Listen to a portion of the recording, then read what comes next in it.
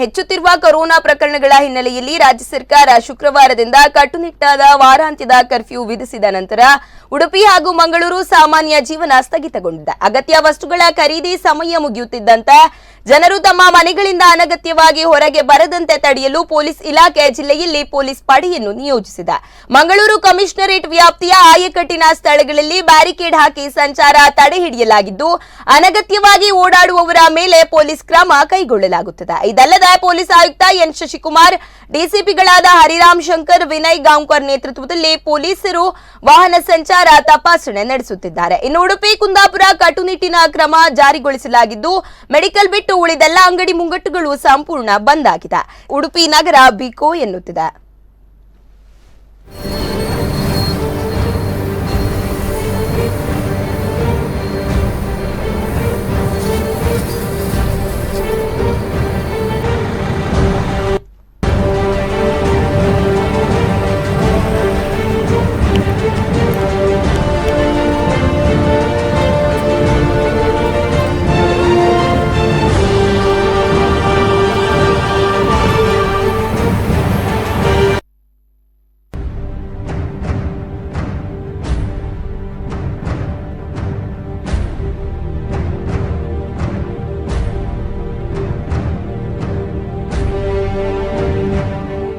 ಇನ್ನು ಕೊರೋನಾ ನಿಯಂತ್ರಣ ಸಲುವಾಗಿ ವೀಕೆಂಡ್ ಕರ್ಫ್ಯೂ ಜಾರಿ ಹಿನ್ನೆಲೆಯಲ್ಲಿ ಇಂದು ಸುಳ್ಯ ಕಡಬ ತಾಲೂಕು ಸಂಪೂರ್ಣ ಸ್ತಬ್ಧವಾಗಿದೆ.